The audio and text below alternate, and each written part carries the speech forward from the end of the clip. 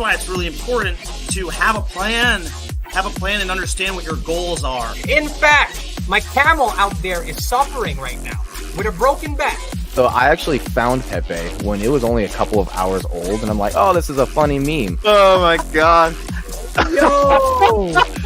Who is this Degen? The old man is swing trading over years at a time. And it's like, that's where the real money is made. The answer is a permanent loss. With single-sided staking, you don't have to worry about impermanent loss. If you're aware, if you're disciplined, you can hone that into further financial growth. Financial freedom, to where you can actually live life and not have to be constantly living paycheck to paycheck. I mean, that's the ultimate goal, more or less, right?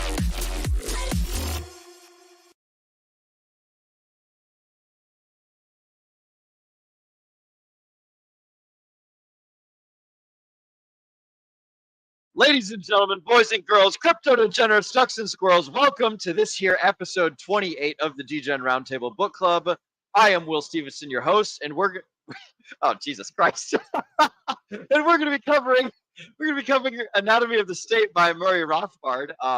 This book is an outstanding book for anyone who has never read or learned about government or understood how states work, whether it's the state of Illinois, whether it's the state of the U.S. federal government, whether it's the state of a whole bunch of little tribal dudes over in South America or whatever the heck.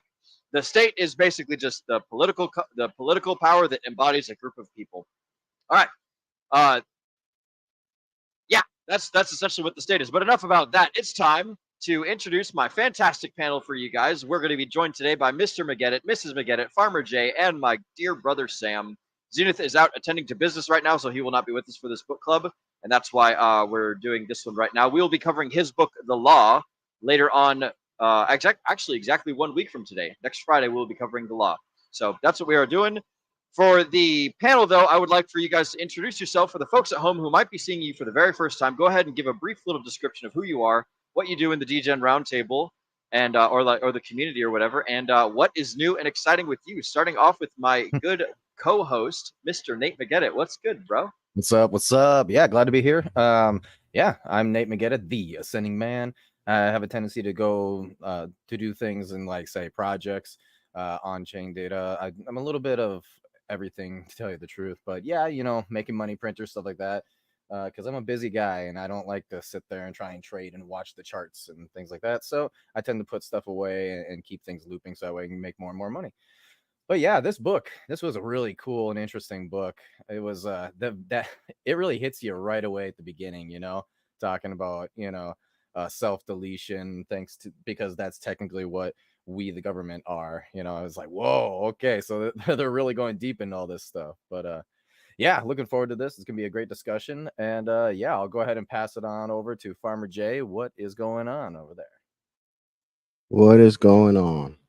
Nothing much. Just looking forward to covering this book. I think, like Nate stated from the very beginning, it's a very short book, but it's I think it pretty much goes over a lot of the concepts that we believe in here, like self-sovereignty and the intrusiveness of the government into our lives. But yeah, we'll go over that when we cover the book. Excellent. Thank you for joining us, Farmer Jay and Nate. Mrs. McGettit, what is new and exciting with you? And let's hear your thoughts on the book, if you don't mind. Hello. So for new and exciting, not too much. We went out today, Mr. McGettit and I, to celebrate our anniversary because yesterday was really rainy and just kind of depressing, and we had Soren home, but we got to drop him off with my mom for a sleepover, which is his first ever sleepover with anybody that's not us in 5 years. So that'll be interesting.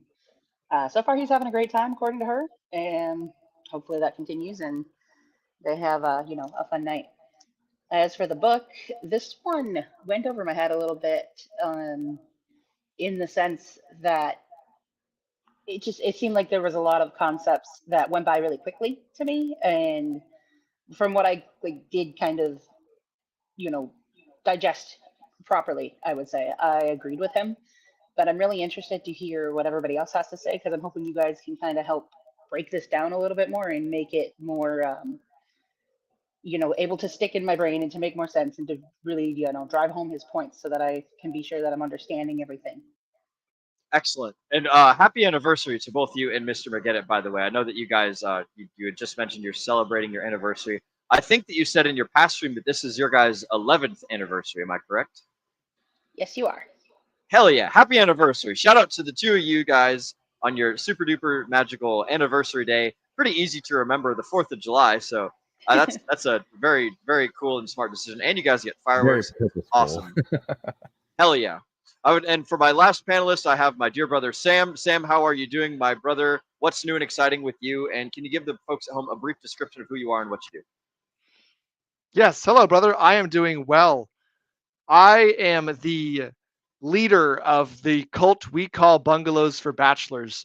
I go build stuff and I draw stuff. And if you guys want to learn how to build stuff and draw stuff, then you come hang out with me. And it's over in my school server, which is skool.com/BFB success. That's what I'm about. But this book gave me a little bit of a throwback. I gotta say, like, there's one part in this book where I was like, hey, you know what? The government can manipulate you guys by using science-y words. And it took me back to the good old times where everybody was taking sharp metal objects and poking them in their arms. And it was all about science, guys. So that's what I'm about here. So I'm looking forward to getting into this. That's what I got. Excellent. Well, I'm going to real quick do a super duper succinct overview and synopsis of what is the anatomy of the state. For the folks at home who have not read the anatomy of the state, the anatomy of the state is a succinct critique of the institution of the state by libertarian economist Murray Rothbard. He argues that the state is inherently a predatory entity that thrives on exploitation and coercion rather than voluntary cooperation. He dismantles the traditional justifications for state power, illustrating how the state functions primarily to benefit a privileged elite at the expense of the general populace. So what that means in peanut Praten terms is the government's a big fucking bully that takes everyone's money and gives it to the people who run the government, which are generally the rich people or a select few of the rich people. It's not to say that all rich people are the government, but you will invariably only have rich people running the government. And they might not necessarily be rich in fiat currency. They might be rich in influence and control. They might be rich in like the attention economy, have like a celebrity status or something like that. But almost invariably, the people who end up in power are people who have lots of power, and generally people who have lots of money have lots of power. So there's a super duper tight correlation between the people that are in the government and I take that back. Rich people aren't necessarily the government, but the government is always rich people, and they just get more and more rich, and they just get more and more wealthy at the expense of the middle and the lower class. So that's essentially what Murray talks about. And then I went ahead and had ChatGPT run through a quick little peanut brain version of like the little sections of the book. So in the introduction, he basically challenges the conventional view of the state as necessary for social order, arguing that the state actually operates through coercion and force. Then he goes on to describe the nature of the state, talking about how it claims a monopoly on legitimate physical force and taxes and regulates the citizens without explicit, implicit, or tacit consent. Then he goes and talks about the origins and the functions of the state, and how basically the state always comes about through conquest and violence, not by people like agreeing and things of that nature. The state's pretty much always come to fruition because people are killing each other. And again, it benefits the ruling class. Then he talks about the state and the intellectuals, and I think that this is going to be the funnest part of the conversation, boys and girls, is when we're going through the state relying on intellectuals to justify its existence, rewarding them with privileges, and creating a mutual beneficial relationship. Then after that, he goes into talking about the state and the war, talking about how the state basically perpetuates war to expand its power control, using conflict to rally support and suppress dissent. And then towards the very end of the book, he goes into the myth of the common good, where he argues that the state prioritizes the elite interests over the common good, highlighting the inefficiencies and moral issues in state intervention. The conclusion is Murray Rothbard advocates for a society based on voluntary cooperation, free markets, and rejecting the coercive influence of the state. So he basically wants people to agree to get better, or not agree to get better, to agree to do business with each other, and more or less like not have to use violence and not create a ruling class, and just he wants people to essentially not like kowtow to people that are despots and things. And for those of you who don't know, Murray Rothbard is a libertarian economist, so That's where I get a lot of my reading information from, is the libertarian economists, folks of that nature, whenever it comes to government stuff anyways. But yeah, so real quick, I want to give an opportunity for the panelists to talk about, if you guys have any one particular thing in the book that stood out to you, then I would like to go ahead and hear it. And if not, I'm just going to run us through a whole bunch of questions after we do chat shoutouts, of course. I'm going to run us through a whole bunch of questions, and we'll have some topics to discuss that are based on the contents of the book. So, Mr. Nate, do you have anything that stuck out to you in the book, or did you already mention it earlier during introductions? Yeah, I already mentioned it earlier. The very beginning of it, like, whoa. Okay. Well, I have my notepad pulled up a little bit now, so I'm going to take some notes, which I should have done in the beginning. What was your favorite part of the part that stuck out to you? So the very beginning, right? And I don't know if I want to call it my favorite part, but it was definitely notable, like super notable at the very beginning. He talks about how basically we as the people are not actually the people, but we all agree that we are the government, right? So therefore, if you were to do something like, say, take money from a smaller minority group, right, and then distribute it to everybody else, technically speaking, they're giving their money away because it is all of us, right? We are the government. And the same sort of thing, like he actually straight up uses the Jews and the German people. We are on YouTube, so I'm trying not to get us canceled, but yeah, and he's just straight up like the Holocaust, technically speaking, was them self-deleting themselves because we are the government and everything. And it's like, and he makes a case of like, if that's really truly how governments seem, like that's the idea behind a government, then it's a very incorrect way of thinking, and it should be the people instead, the people of the government. And that, like, right off the bat, when he started talking about that, just immediately too, I was like, whoa, okay. It got me thinking. I'm like, all right, so he's talking about how the government tends to try and manipulate us by saying, we are the government, right? But in truth, we are the people. The government is, why is it that we have governments then? Well, it's because of structure, and we humans definitely, for society, need to have some kind of structure, and that structure tends to evolve at all times. Even if people are trying not to have governments, it sort of just evolves into a government down the road. So it's definitely an interesting read, Okay, excellent. So you like the first part. I had a lot of fun during that part too, when he was basically describing, like, this is all what everyone thinks the government is, but it's not that, you dinguses. I thought that was pretty funny when he was going through that section of the book. Farmer Jay, did you have anything that stuck out to you crazy? Anything that I should take into consideration when we're focusing on the show? For me personally, I guess I'm gonna say with this, what was it, the state and the intellectuals? Yeah. How they push the idea of the state instead of individuality. And we could see that today in our college campuses across America, where instead of teaching principles that founded this country, is they more like teach compliance to the government nowadays. And I guess the book covers it too, right? That they become a part of the government and they're intertwined with them. Like a lot of these universities, they receive government funding. It's like that institution has become a basically indoctrination camp for the government. Yes. And like it's just a trip to me how and they like that I guess it just adds to my disdain of intellectuals and status and the elitist class that think they know what's best for you.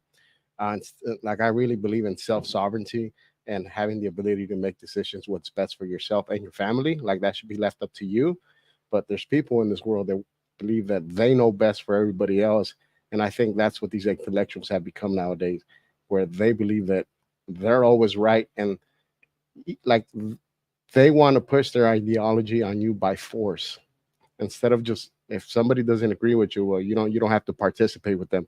They literally want to push their ideology on you by force. I like the place that you're going with this, Farmer Jane. I actually have what I consider to be a moderately spicy topic of conversation on that note for us to get into later. So I'm stoked for it. Mrs. McGinnis, I was going to say there was also the thing with the courts, what they have become nowadays, but we'll get to that when we get. That's another interesting topic I found. Okay, I'll write that down as a sub note. Mrs. McGinnis, if I remember correctly, you were interested in basically this book being broken down to be a little bit more digestible, something like that, right? Yeah, kind of. The thing with me is like I listened to the whole thing and we went through it 1.5 times, and Yeah. I'm not entirely sure why, but I just couldn't really like absorb it too much when I was trying to pay attention to it. So I was just hoping to get more details from all of you guys, and what you guys are saying makes total sense already. So yeah, I'm Okay. definitely enjoying listening to you all. Well, cool beans. Excellent. Well, yeah, feel free to chime in whenever if because we're going to be talking about a whole lot of concepts. My brother Sam, was there anything that stood out to you other than the reminder of the jabby jabs and things of that nature as you were going through the book? No, sir. That was the fun topic to me. That was a fun one? Okay, excellent. Well, I have got some good notes, and I will refer to those later because, ladies and gentlemen, boys and girls, crypto degenerates, ducks and squirrels, you already know what time it is. It's, oh, there we go. There you go. You already know it's time for motherfucking chat shout outs, baby. So we're going to go through, and we're going to call out the audience. We're not going to call out the audience. We're going to acknowledge the audience that's here hanging out with us today and having a good time and watching and listening along with us. Whether you guys are catching us live or whether you're listening to us on replay, we appreciate your presence here. So starting off with Mr. Kenturian 54X, what is up, Degens? Hope you all had a fantastic 4th of July. I absolutely had a fantastic 4th of July, Mr. Kenturian 54X, and it sounds like Nate and Mrs. McGettit certainly did as well as they sat inside on the rainy day and things, but we are super stoked that you are wishing us all a 4th of July. Thank you so much, good sir, and we're glad to have you with us. Next up, we got Hex Glenn with the little star. He says, hi, all. Hello, Hex Glenn. Good to see you, brother. Aloha and greetings. And then we got Miss Tam Tam. What is up, fam? What's up, Tam Tam? Glad to see that our #1 Pulse Chain cheerleader #1 crypto cheerleader, pretty much in general, is in the space listening and or watching. So outstanding. Good to have all the folks hanging out with us. Make sure that you guys are liking that smash button. And that is all that I'm going to ask of you today. We're going to go ahead and launch right into our first topic, which, believe it or not, is actually in the beginning of the book. So let me pull up my fantastic note-taking system here, which I have definitely got at the ready. All right, so question number 1. How does Rothbard's definition of the state compare with your own understanding, and do you agree with the characterization? Actually, you know what? That's going to be the question that I'm going to ask. I don't care about Rothbard's definition. I want to know about your guys' thoughts on, do you think that the state is a predatory animal? Do you think that the government is out to get you? Are there any examples, perhaps, where the government has been just nothing but super nice and rainbow flowers, and they're not trying to chase dreams and climb the ladder of success on the backs of the peasants and the middle class? Is the government always a dirty shark coming to bite you guys in the ankles as you're swimming through the water? What are your all's thoughts? I would say no. I don't think the government is coming after everybody. I think they're coming after those who have the most resources. They're going to want to be efficient with, what they're doing. And if they try to, like, the poorest people are probably getting unemployment or they're getting welfare or whatever they're getting. So it's like government's not going to get much from them anyway. So it would make sense to try to go after the people that are, have enough money that they can get something out of them, but they don't have so much money that they're actually smart people and they figured out how to stay out of the government's way and hold on to their money a little bit better, aka middle class. I got a Go ahead, different thought. I got a different Yeah. thought. Those people that you say receive those government resources, but the government, in my opinion, the government is getting something from them. That's unquestioned compliance. Like these people comply with the government without question, which is it covers it in the book, right? That the government wishes to quell anybody that speaks against them. But the people that are usually receive the help, they will willingly do whatever the government tells them to do for a few shekels, which is to me, that's a very steep price to pay for what they give you and what you give up. It's not worth anywhere near what they give you. That's a good point, Farmer Jay. I would say that in addition to that, they get the political support in addition to the social support.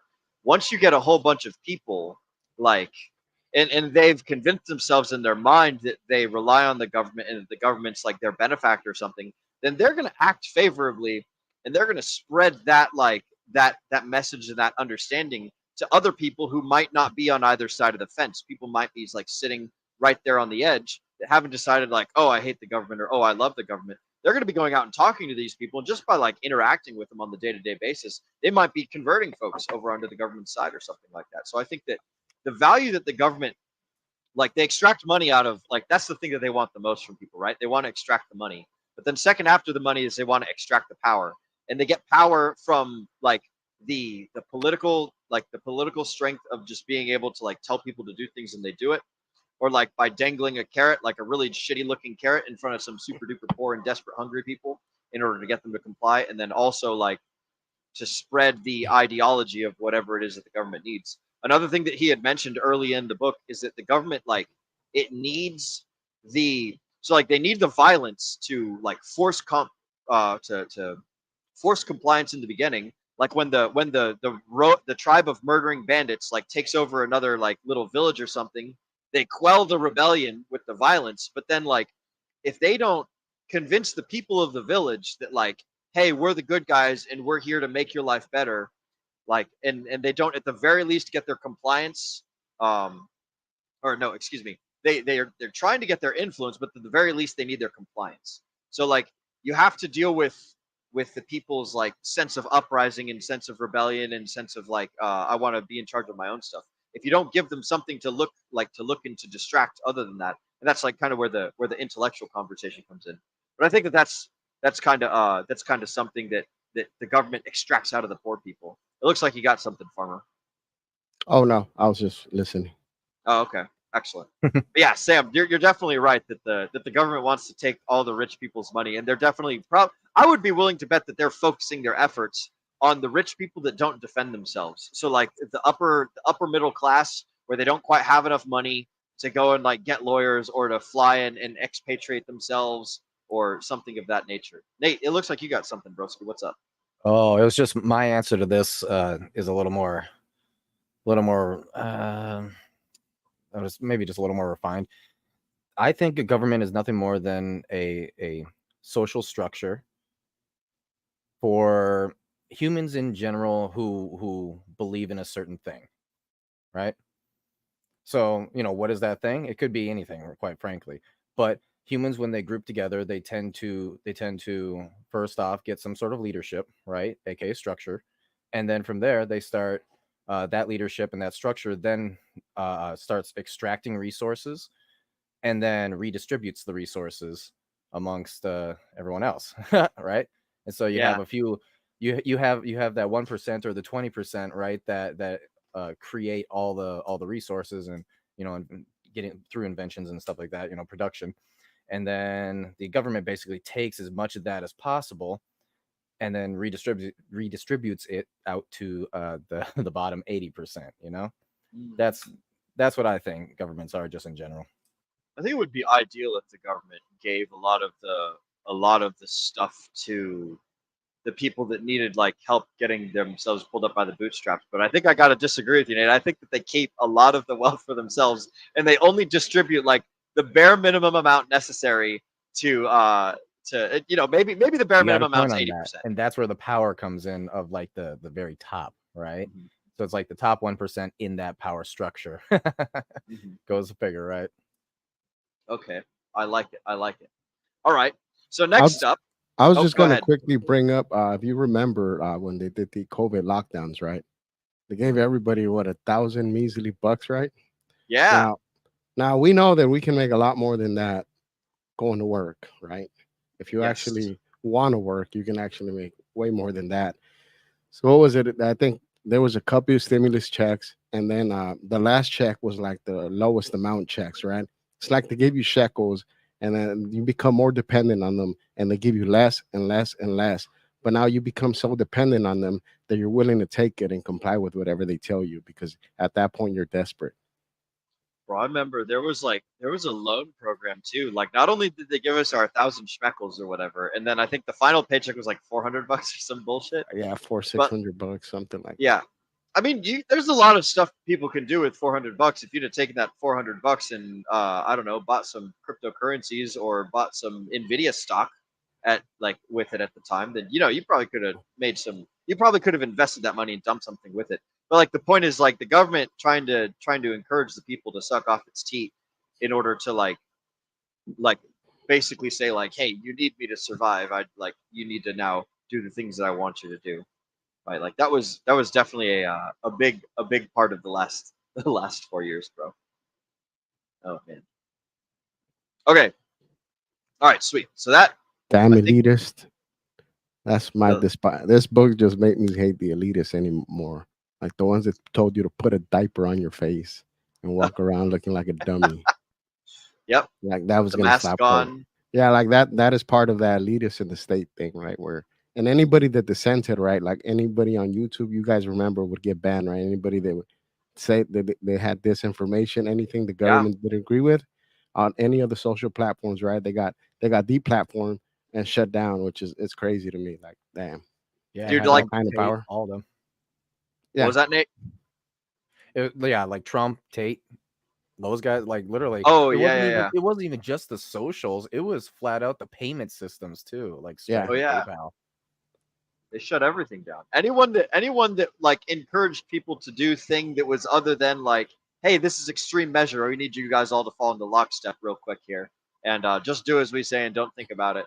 Watch Stephen Colbert and go get man. Like I don't even know if we can still say the magical words. Like you still see people on YouTube calling it, Android 19 or the Great Happening or like whatever, and it's like, man, I don't know if I'm sure that that the time has passed, but it's like, man, I would hate for my like ability to talk to people to be threatened because I say some silly little words or something. But I think that, do you guys think that YouTube is part of the state? Like the not YouTube the website, but like YouTube the people that make the rules and that enforce the rules, are they part of the state? I wouldn't say they're necessarily part of the state, but they're part of that elitist class that believes that they know better for you.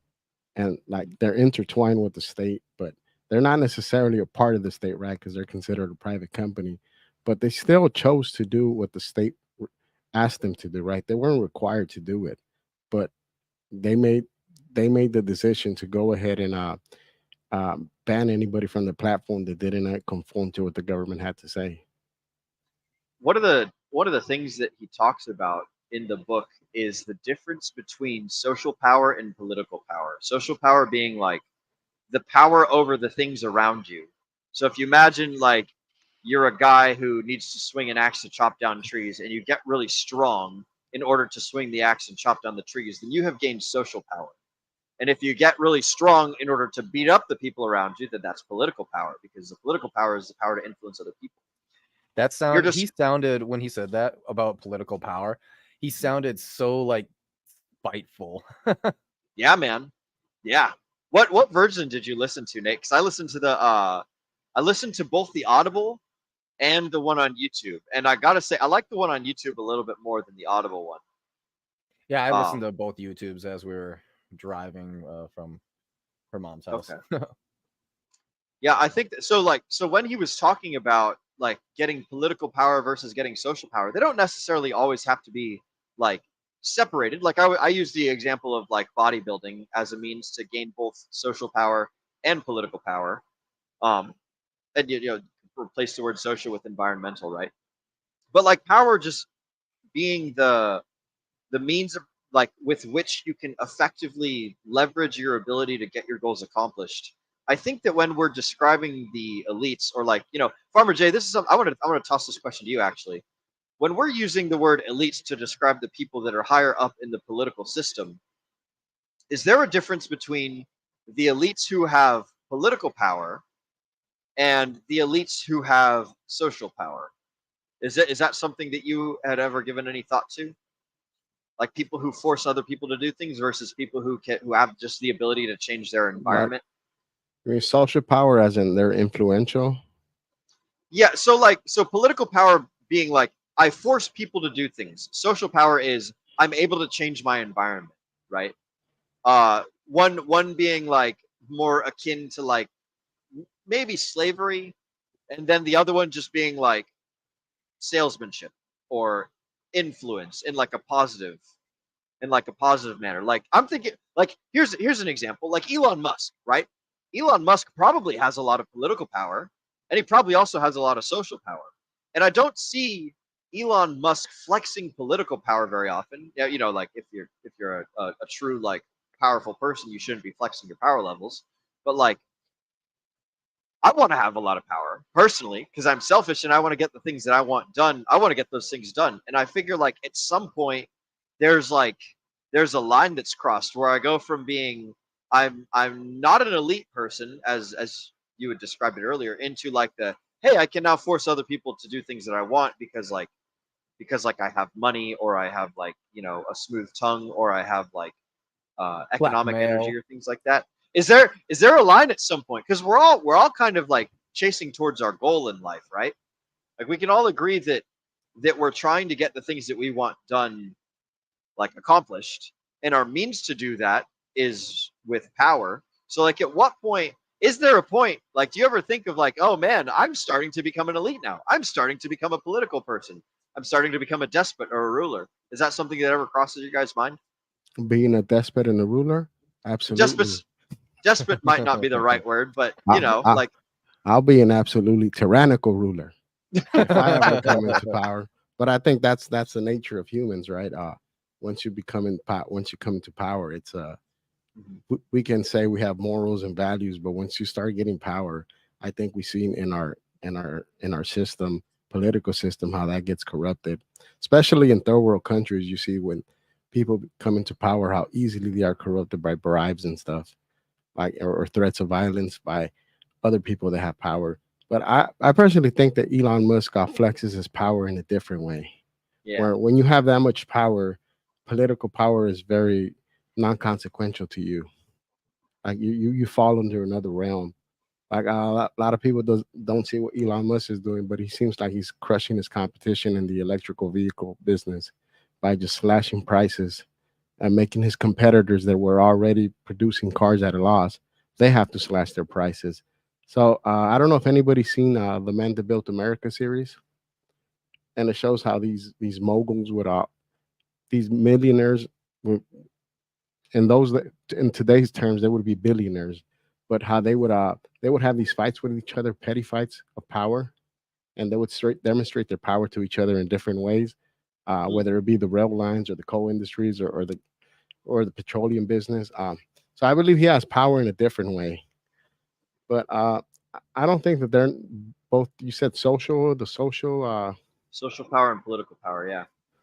I don't think that for most people there's a distinction from them because people that have social power usually are the ones that end up seeking political power, in my opinion. But I'm not too sure what you're.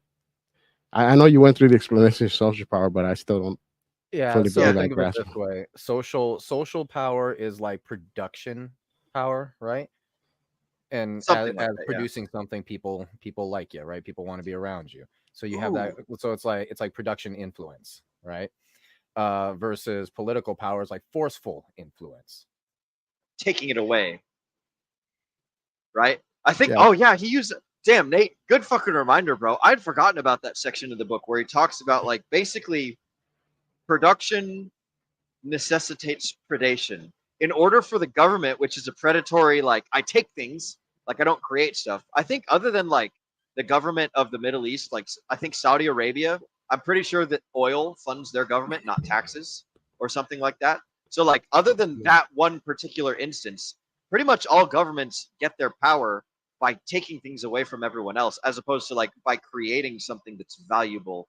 So like in order so yeah actually there's a good way to describe it, Farmer J, is power that's focused towards production or power that's focused towards predation, like stealing, you know, like in order for the coyote to like, you know, produce, the coyote has to go and eat the rabbit, which has to eat the grass, right? So like without the rabbit eating the grass, the coyote can't eat, but the rabbit can go around, you know, like rabbit's a bad example, but like imagine that the rabbit also built houses or whatever, right? So this rabbit goes around building houses, and then the coyote is like, I'm gonna eat the rabbit, and then now the coyote has houses. Like the rabbit's going around creating houses and shit, and the coyote is going around eating the rabbits, so that way it can get the house that the rabbit already built. You know what I mean? I suppose that's my question. Do you ever think about like, man, I hope I don't turn into a predator someday, or like I wonder what causes people to turn into predators as opposed to like producers. Like where is the line So, Farmer, crossed? do you understand it now? Like I think that a little bit. I think so, but I think where we draw the line is the ability to do so. Like when you Yeah. have so much political power and you have the ability to do so, what's going to keep you in check? I think I we can think. go. Oh, sorry. Yeah, I was going to say, like in the book, it kind of goes into the judicial system, how the judicial system has changed over time. Yeah. Now to so I think that's kind of where the line has been drawn is for humans is what can I get away with, and once you figure out that line, if that's what they go with, people in power are willing to violate your rights as long as they can get away with it without consequence. By the way, Paul Sachs, I love your comment there. That was Oh, fantastic. Hang on. Can you, Mrs. Producer, can you pull it up? I have actually not been scrolling the chats recently. I thought the coding spent his life getting fucked by the Roadrunner. That's funny. That's the psyops. That's the psyop that Walt Disney's playing on. I'm just kidding. I'm not a conspiracy theorist. I thought the like, coyote was the guy that crossed you over the border, but I guess we must live in different parts of the country. apparently, okay, I don't want to go on a tangent, but I'm gonna mention this because it bears like it's something that sticks out. One of Arnold Schwarzenegger's first movies is like an analogy of the Roadrunner like versus the Wile E. Coyote, where Arnold Schwarzenegger basically plays the Roadrunner, and like he's saved some damsel in distress, and he's running away from the bad guy, and they're doing all the stuff like painting a bridge on like a brick wall, like that ends that a road ends or something, or like doing those other shenanigans. There's like a super duper early Arnold Schwarzenegger movie where he's doing the Roadrunner stuff. But coming back around to the question, yes, though. yeah.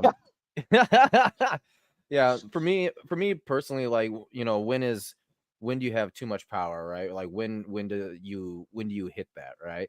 I don't think, I mean, what is 1% of $1? What is 1% of $100? What is 1% of $1,000? It's always just kind of going up in a steady line. I think that's the same way that power ultimately works with humans. Where the only thing that we can get more of is either social what's the exact word I'm looking for? It's kind of escaping me for a second, but when people recognize you, right? Popularity, right? With other humans. But then the other thing is going to be more in production, more that you're producing. Now, what is it you're producing? Could be anything, right? But I think the power level is always there, right? As the father and the husband and the head of the household have the power to move my household however I desire it to be moved around, right? Well, the same sort of thing as the president of the United States. The only difference is the size, right? It's an entire country, the number one country in the world versus my family, the number one family in the world, Guys, we're moving the United States over to Mexico. You mean expanding, right? Expanding. Mexico's by force. Bigger. By force. Mrs. McGettit, you have something for this. I'd like to hear your thoughts. Very simple. It's a quote that came to mind for this, and that is that absolute power corrupts absolutely. The more power you have, the more you tend to throw it around, and I guess just kind of think you can do whatever you think you can do at that point. It's like you either die the hero or live to see yourself become the villain. What's up, Sam? Got a thought for you on that one, Mrs. McGettit. So what I've been mulling over here is the idea, and I don't remember which book I got it from recently, but the idea is that power, when you gain more power, all it does is it allows you to remove inhibitions to doing what you wanted to do in the first place. So most people cannot do everything they want to do, and they can't even think about all the things they could do because they don't have the option to. And so if you remove a whole bunch of inhibitions and you open up all of the doors that are possible to yourself by having absolute power, then it's going to magnify the personality and the kind of decisions you already make. That's what it seems like to me. And so I don't think people become powerful then they go bad. No, it's this person probably was just kind of already shady on some level, or they had no control on one thing on some level. And so once you gave them the opportunity and the door was opened, they didn't have the control, so they just did it. Right? It's kind of like giving a bunch of magical words to a young boy who doesn't understand women. Give him magic words, and now the women are attracted to him, and now he doesn't know what he's doing. Like the same problem can happen. It's like, well, you didn't learn your own control in the first place, and so once the door became open to you and you had the option to, well, you just did whatever like seemed like a good idea at the time. So Yep, that's very well said, because it is commonality. I mean, something that we see examples of over and over again in society. That first off, most crimes are a crime of opportunity. Most people are generally good people, but if they see an opportunity to, it's very easy for them to get away with doing something that they shouldn't do. That temptation is always there. No matter who you are, you can be the best person on the planet, and if something just walks right through your door and it's an opportunity to do something bad with no consequences, everyone is tempted by that, whether or not you act on it.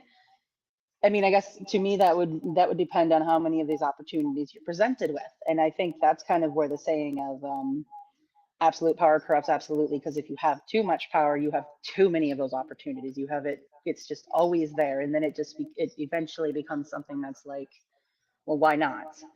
And it's very hard for human nature to resist, just because humans in general are always looking for that opportunity to get further in life and to get something better for themselves, because that's instinct for every animal on this planet, which humans are ultimately animals. but that begs the question, Mrs. McGettit, what is theft really? I mean, come on. What is theft? We talk about that 5-finger discount, scanning the Snickers bar at the Walmart checkout when you got a PS5 behind it, and yeah, is that what you mean? My hand slipped. I paid for something. Oops. It was just at a discount. I know that. Since I'm working there and I wasn't trained to use the machine, I made an honest mistake. It scanned wrong. I wasn't trained on that machine. I feel like you've done this once or twice. No, I hate self-checkout. I hate self-checkout. I still like going to Ralph's and getting my groceries bagged. Feel like going to your friends who are behind the counter, have them accidentally slip. Oops. Well, yeah, because then you don't have the onus of responsibility. Then it's on your buddy, and he's all that he's doing is he's bolstering his reputation. So he's trading the store's value for your goodwill. So it's like, oh, that's an interesting. So it's no longer your fault. Now it's your buddy's fault. So you're kind of an accomplice in this little problem. That's fun. Sam, what do you think when boiled down to first principles, Sam, what do you think is stealing?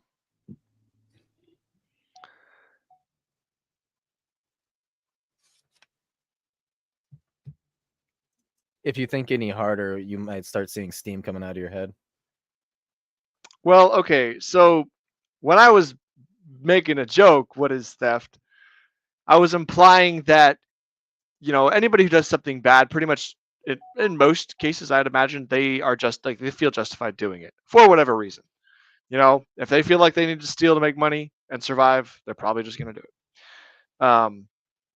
So that said, it was playing on the idea that when you get to that point where you have that much power and the options available to you, and you have the opportunity to steal something or whatever, it would be much easier for you to justify it to yourself and steal a thing. And it kind of makes you wonder, okay, stealing and ethics, if I steal $1 million from Will out of his wallet in, DRT coins, then I take them and I flip them around and do a little, degen play and do a little arbitrage and make him an extra 20%. And then I give it all back to him. Did I really steal it?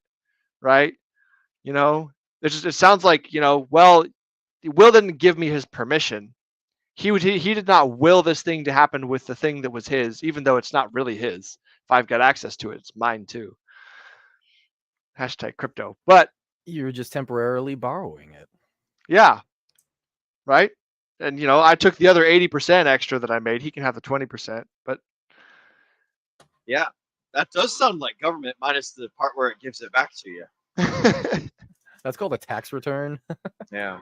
That's right. So that's like an example of you being like, I know what's good for you better than you do, so I'm going to take your things and I'm going to use them to interact with the world, and then I'm going to give them back to you profitably. So essentially, I'm the adult and you're the child, and I'm taking care of you now, and yada yada yada. That's how I foresee. That's how I like kind of boil that little example down. But I like that. That's funny.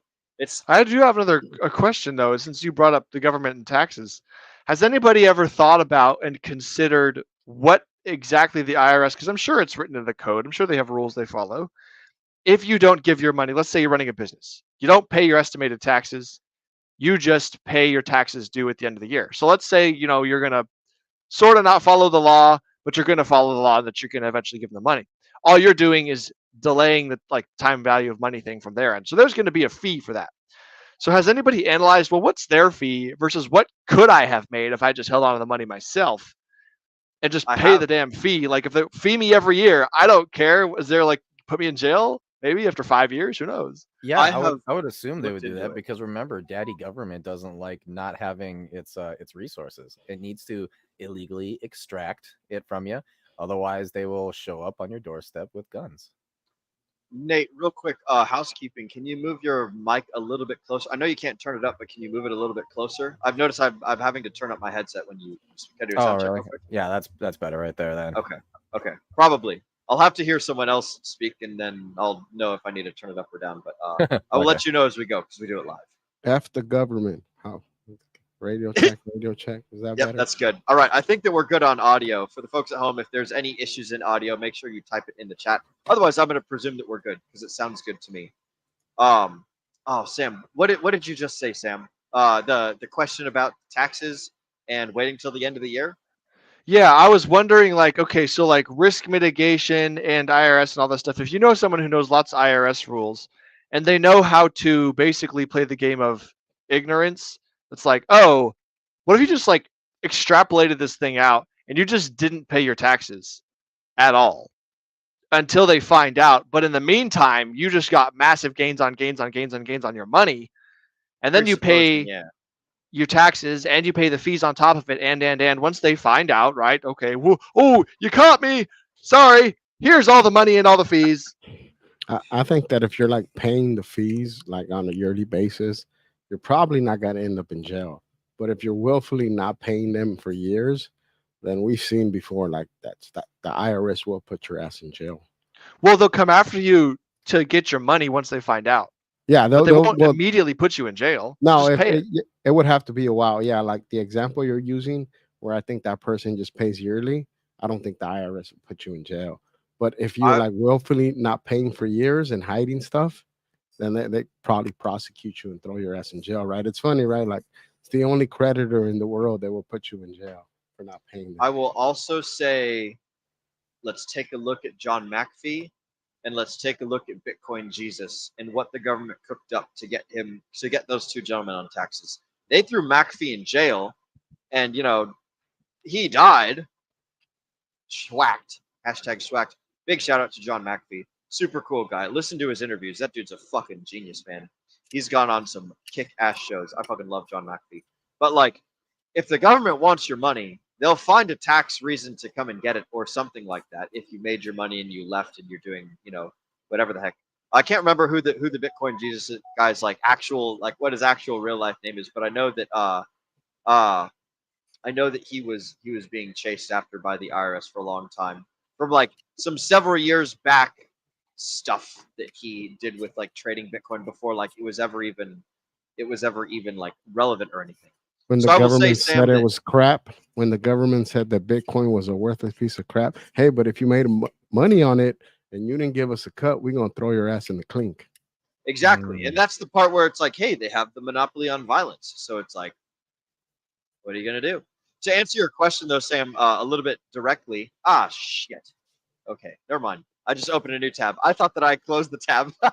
Apologies there.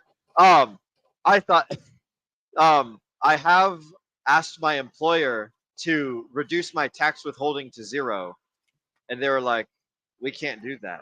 Because normally, if you're a W-2 employee, I'm a W-2 employee, and so I get paid on a weekly basis from my employer person, and they take a chunk of my paycheck and they send it to the government, much like they do with most everyone in America. They take a chunk of your paycheck and they send it away. You never even see it in the first place. It's gone, right? And then at the very end of the year, if you've been a good little boy, then you say, "Oh, please, Mr. Government, can I have some of my money back? Here's my tax return." And then they say, "Ah, I see we have charged you too much. Here's some of your own money back without interest or anything."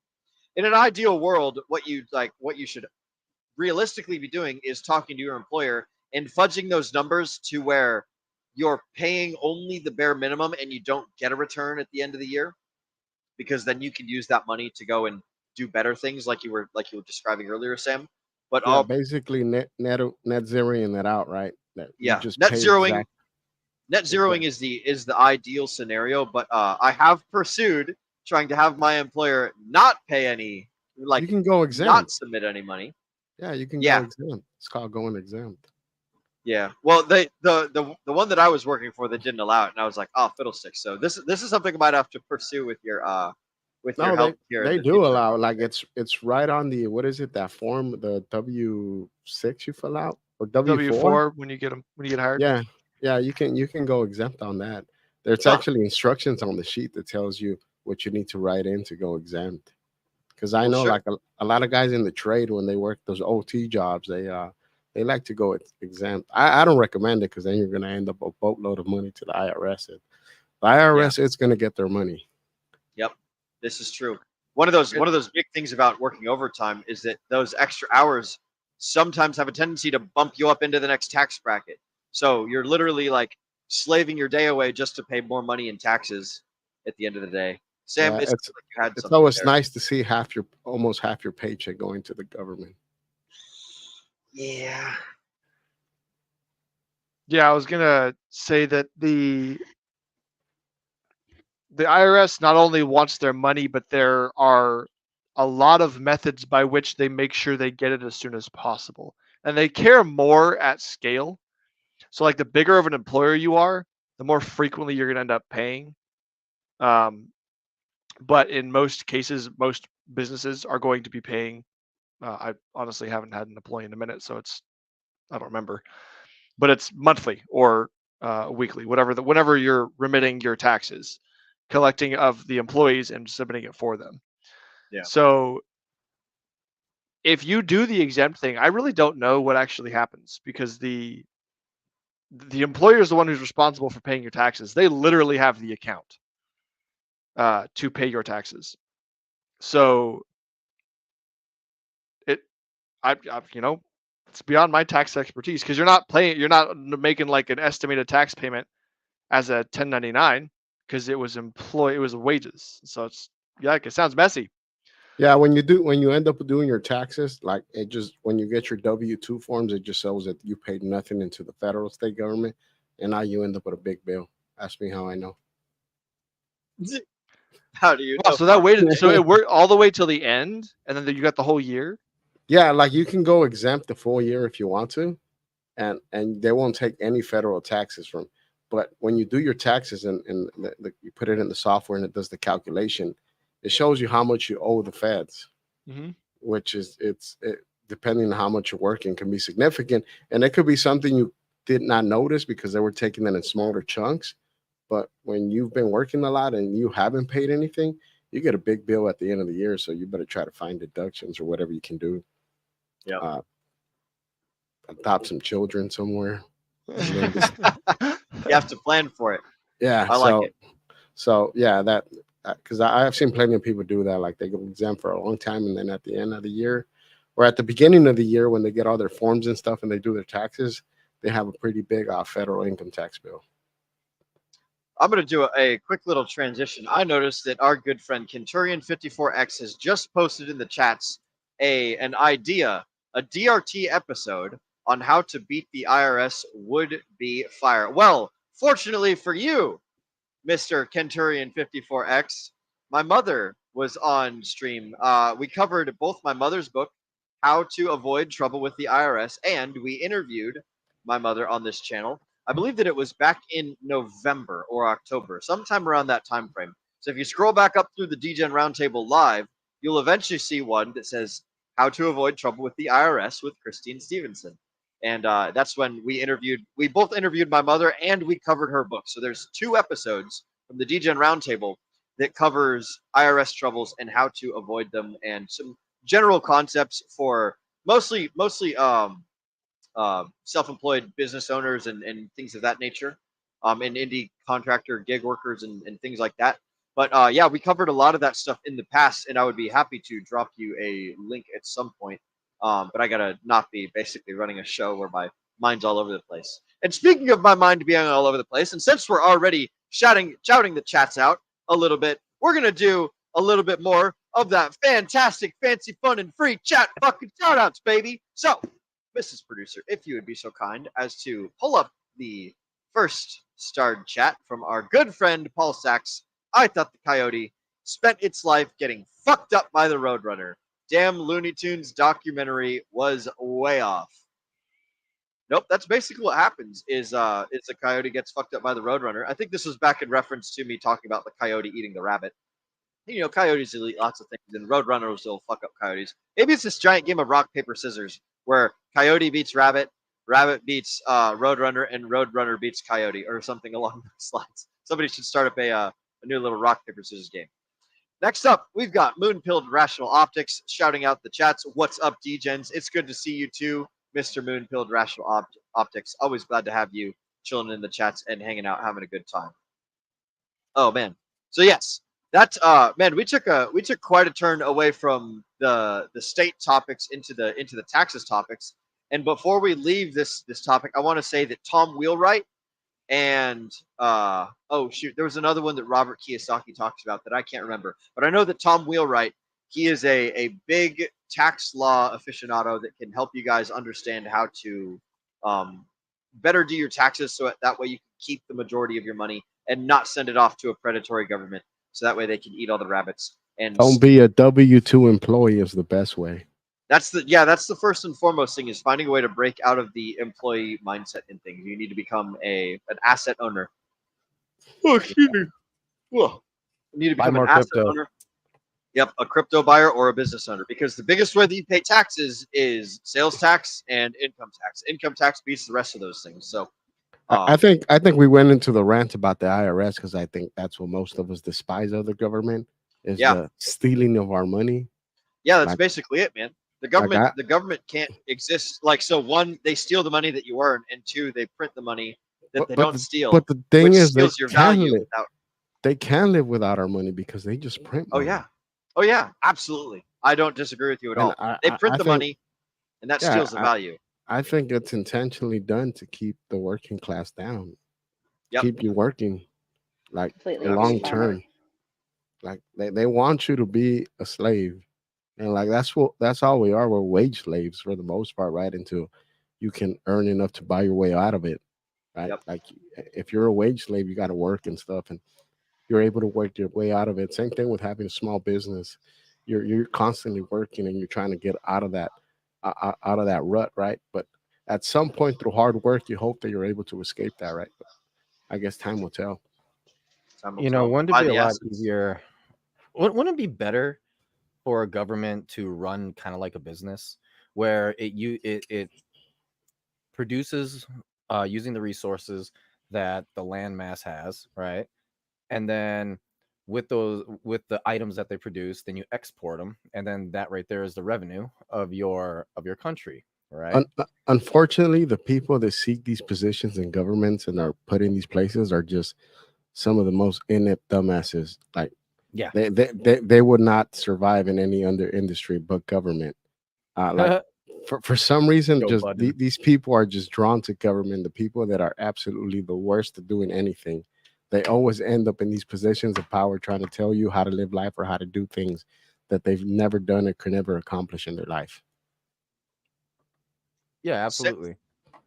Sam, I have a question from the audience that I'm going to toss over your way, and this is from Kenturian54X. Mrs. Producer, if you wouldn't mind pulling up his most recent question. If you own a business, do you W-2 yourself if you are under 50K? Sam, do you have any thoughts on this? And of course, remember, guys, this is not financial advice. This is just some assholes on the internet talking about their feelings and their experiences and things. So, Yeah, Kenturian, we eat crayons. We eat crayons. make We sure are make not sure here that for you do your due financial. diligence outside of this. But Sam, what are your thoughts on Mr. Kenturian's question? Yes, my friend, you will only be an employee if you are an employee of a different legal entity. So W-2 means you are an employee, and not W-2. Any other income aside from W-2 would be self-employed. So the only reason anybody personally would become a W-2 of their own business is generally if you become a sole proprietorship, you're like, all right, I kind of want to like move up to an LLC and maybe be taxed as an S corporation or something like that. And when you do that, you can actually no longer, well, you're still the owner of the company, so you still get, disbursements and stuff, but you can change your status to being a hired employee of the legal entity to the IRS. And that is when you will actually have your own W-4 and W-2, and the IRS considers your company to be different than you. Well, sorry, that's confusing. For tax purposes, it's the same, but it gets a little messier. Long story short, no, it does not have to do with the 50K mark, but it does have to do somewhat with the amount of money you're making, because the more money you make, the less efficient it is in terms of saving money to remain a sole proprietorship. Thank you, Sam. That was a good answer. I don't understand a lot of those things, but Sam, you run your own business and you've been doing that for what, 2 or 3 years now? Something like that? I started the first one in 5 or 6 years ago. Oh dang. Good shit, bro. Good shit. Yeah. So Sam's got a lot of um A lot of business owner headaches with the background. IRS. A lot of headaches to me, it seems like. They haven't Perhaps, found me yet. You're not. Soon, once you blow up. Once It's you okay start- because I've got a good connection to help me solve that problem. That's all right. Yeah, yes, Yes. you do. Yes, you do. Yes, you do. All right, guys, I'm going to do a hard transition and I'm going to say that we're going to talk about war. All right, so Murray Rothbard has a perspective on the state's role in perpetuating war. So I want to ask you guys, do you believe that war inherently benefits state power? Yes or no? Does war make the state stronger? Does it make the state weaker? Does it do both? What are your thoughts? Does the government like war? Who wins? Ooh, that's the best fucking knockout answer that I've heard in a long, long time, Nate. You're absolutely right. Well, If the government, go ahead. I think some of the people in our government, they do love war, especially those that are heavily invested in the military complex that we have here in America. There's people out here that benefit greatly when we're at war.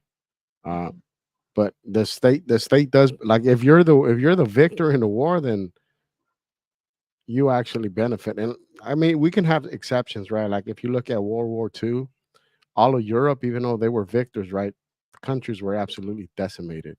There was no real winner. The only winner was America, because America was actually walked away pretty unscathed, right? And then after that point, that's when America became the world power and was able to impose their will all over the country. I mean, all over the world, right? So there are times when war does benefit a state. Like after World War II, America became the most powerful nation in the world. So, but for the most part, war destroys more than creates. But in war, there's always people that benefit greatly. And it's usually a small amount of people that are at the very top that are able to gather all these resources when wars happen. And the funny part about it is they're not the ones that have to go bleed on the battlefields. They always send peasants in their place for disagreements they have. And that's by using the belief system of patriotism. I don't know. I don't know if anybody's read. I think most of us are familiar with what is it? The Sovereign Individual. And it goes through it in that book as well as in how battles were fought throughout history through lords and being of, like, it was never the people in charge that had these ideologies that were fighting. It was always people that below them, the serfs, whether it be slaves or people they hired to go fight for them. I think this book kind of goes over that as well. That it's never the people in charge that had these ideologies that were fighting. It was always people that below them, the serfs, whether it be slaves or people they hired to go fight for them. I think this book kind of goes over that as well. That it's never the people in charge that had these ideologies that were fighting. It was always people that below them, the serfs, whether it be slaves or people they hired to go fight for them. that start these wars that actually have any consequences happen to them. I will say, Farmer Jay, there's a clip that I heard Tristan Tate talking about a long time ago, where somebody asked him who his favorite world leader was, and his answer was Alfred the First of Belgium. I want to say. Let me double check my notes. Yep, Alfred the First of Belgium. And the reason that Alfred the First of Belgium is the favorite world leader of this gentleman is because he was the last like emperor slash king slash noble guy. I don't remember if he was a prince or a king at the time, but he was the last one to literally lead the charges like in wartime. He was out there on the front lines during World War I with his troops, and they would like he would literally charge the fucking like the enemy positions with them. So fucking To be Alfred the fair, First. though, things are different nowadays, right? Oh, yeah. So this is something that I did want to mention, Farmer, is that the kinetic wars of 100 years ago in World War I was kind of that transition period where you went from an actual war, people killing each other and everything, but not necessarily everything was getting absolutely decimated, to transitioning into industrial warfare and killing on an industrial level, right? And destruction on an industrial level. So like when you hit World War II, it was no longer about swords and horses, right? Which they had in World War Yeah, One. It was and about these machine guns. anybody that was still using that got absolutely fucking Yes, obliterated. they got obliterated because they started realizing, hey, bombs and these guns that shoot bullets, really fast, do way better in war. And so by the time World War II came around, that's the only thing everyone was using. And we saw the destructive power that that China and all of Europe, like we saw that destruction. And that's also when we started. That's also when we created the atom bomb, which then all throughout the Cold War was, hey, are we going to blow everything up? Yeah, Yep. are we actually going to blow everything up right now? And yeah, so I think war has changed a little bit in that manner, because we as human beings are now forced to think about the idea of like we can actually end our species, right? War used to be nothing more than simply taking other people's land, resources, whatever it is, right? And that would be state versus state there. It's different nowadays though, because we could do that, but unfortunately our stuff is way too destructive, so we can't just outright say I don't agree with the state of Russia, so therefore we are going to force them to be more like what we think they should be. We can't do that anymore. And so that's why the political state power tries their hardest to sort of come to an agreement, like agree to disagree type of deal. Nate, you left out one of the most powerful weapons brought about in World War II, right? The commercial size ovens. Wait, commercial size what? Jesus Christ. The ovens. Very Oh deadly. my god. Oh god. Oh boy. There's a whole museum here close by. It's dedicated Oh to my that. But god. yeah. I did not see that one coming. God damn it, Sam. And that just Yo, that get just the goes to fuck point outta out here. that just goes to point out the sickness of what human beings can do to each other, right? All under the name of the government, right? all in the name of whatever like magical spells you can cast on your populace. Like, ooh, this is a good transition into the intellectuals talk. I wanna dwell on war for like just a moment longer, and I posted the quote that they had mentioned in the book that war is the health of the state, and that was Randolph Bourne who had said that. I will say that like countries that don't go to war don't get to inflict their will on other countries. And that's the ultimate goal of war. That's the ultimate objective of war. Like whether you're a private down in the trenches, whether you're like a lieutenant commanding a platoon, or whether you're like a general or you're an entire fucking country, the object of war is to impose your will on other people without their like with or without their consent. You want to make the thing that you want done to be the thing that is done, and if they're in your way, then you kill them and shit, or you take them out, or whatever the heck the thing is. Like, I would say that a lot of things in life boil down to either one of two choices. You've got war, you've got friendship, right? War and friendship. War is like imposing your will on someone else, and friendship is you going alongside someone, helping them accomplish their goals. One is my goals will be accomplished, to your detriment, and the other one is I'm going to help you accomplish your goals, and we'll move forward. A lot of what the government does is predatory. A lot of what the government does is the imposition of its will on other people. So I would say that, like, I agree with Randolph that the object of war, or that war is the health of the state, right? Because a state's ability to impose its will on other countries, other people, like the war on terror or whatever, right? We weren't going to war against like the dictionary concept of being scared of something. We were going to war against the Middle East because they had some stuff and we wanted it.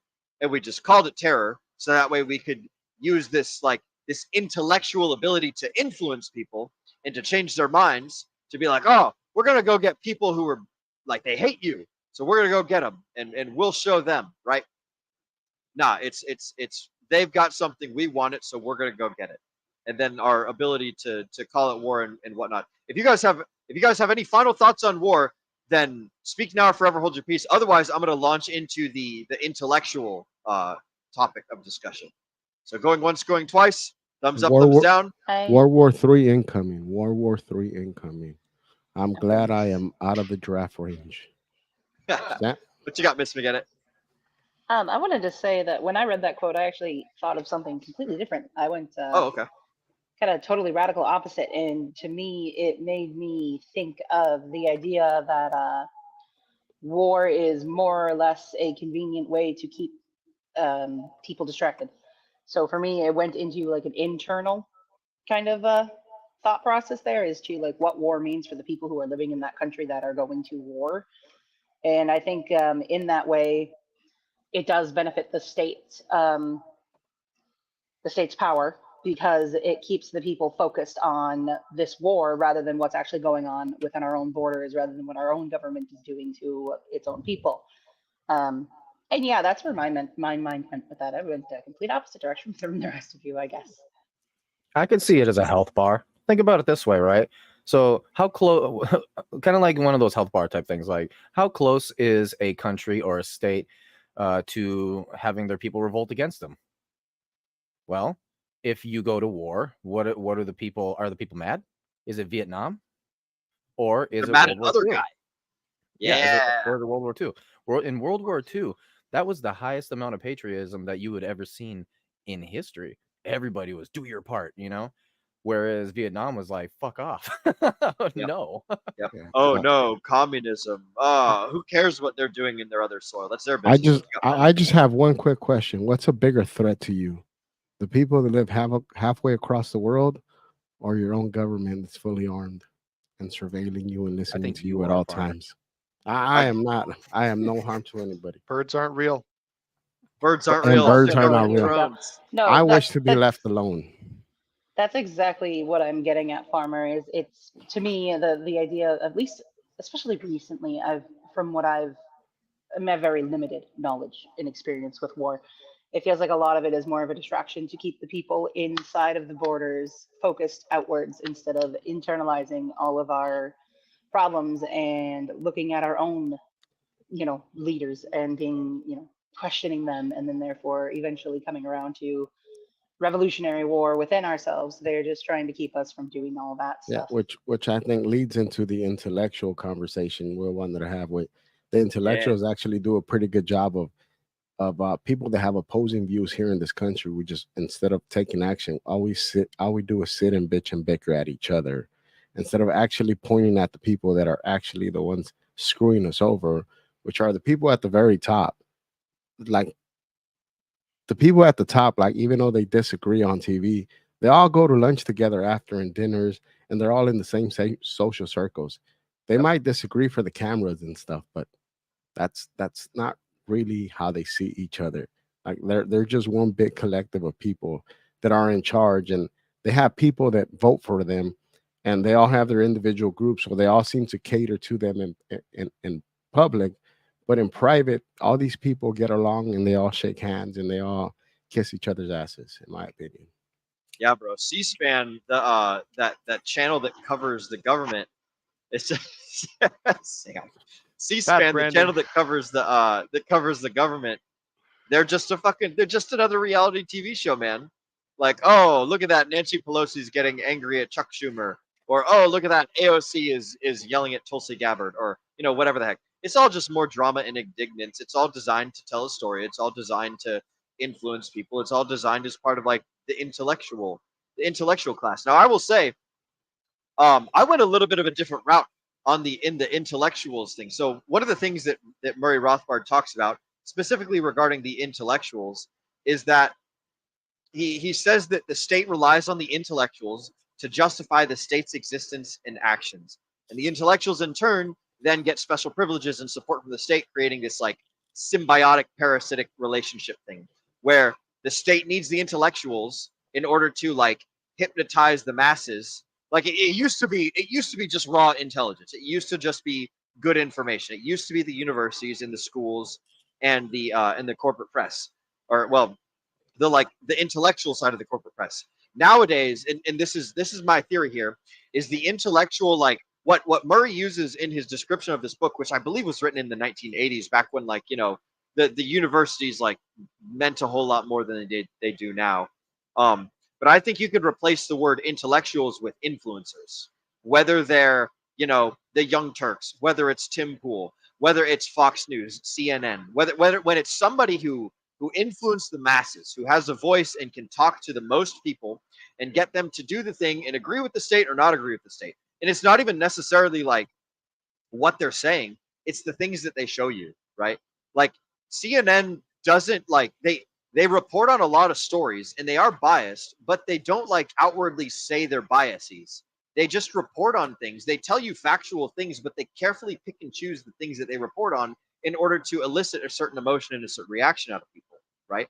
Like if they want you to hate cops, then they're going to tell you a lot of stories of like factual things of cops going out and doing some shitty things to people. They're not going to tell you all the wonderful stories of cops like saving people's lives, or like stopping some domestic terrorism, or like doing this, that, or the other thing. They're going to give you like a twisted view of not twisted. They're going to show you only specific things in order to lead you down certain particular tracks of thought. What have you got, Mrs. McGettit? I just wanted to add to that really quick. I think that's basically the concept of lying by omission. Yeah. Yep. Exactly. They, and it's like, if I tell you a whole bunch of stories about sandcastles, it's gonna get you thinking about sandcastles. And if I focus on sandcastles for a long time, eventually, if you just keep watching me, then like you're gonna start thinking about sandcastles, and you're gonna love sandcastles, and sandcastles is gonna be your life. Now I have to make the sandcastle talk interesting to you in order to get you to continue listening.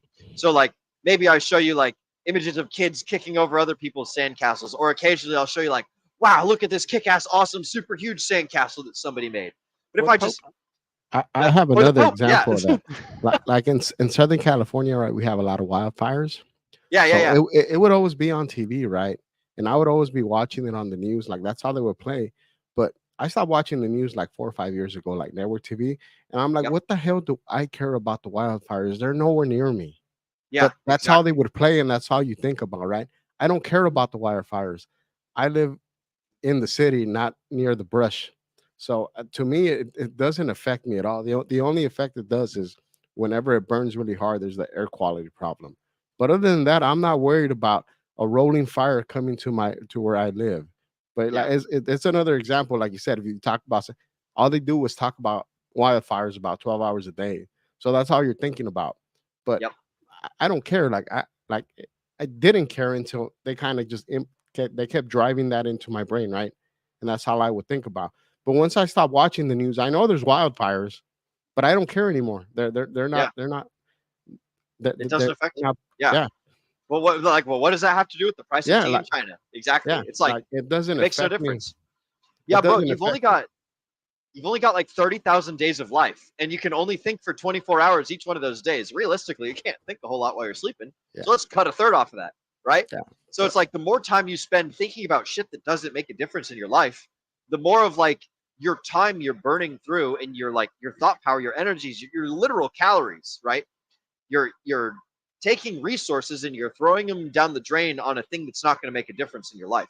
So like thinking about stuff that's important is way higher leverage activity than thinking about things that are just like, willy-nilly ain't going to make a difference in your life. I agree with you 110% there, Farmer.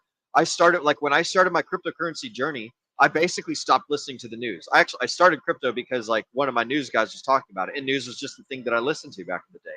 I learned a lot about government, and I'm glad that I did it. But like, man, like once I changed my mindset from like learning about things that doesn't affect my life at all to learning about stuff that like has the ability to change my life the most more than anything, like that's fucking crazy difference. So I don't listen to news at all anymore.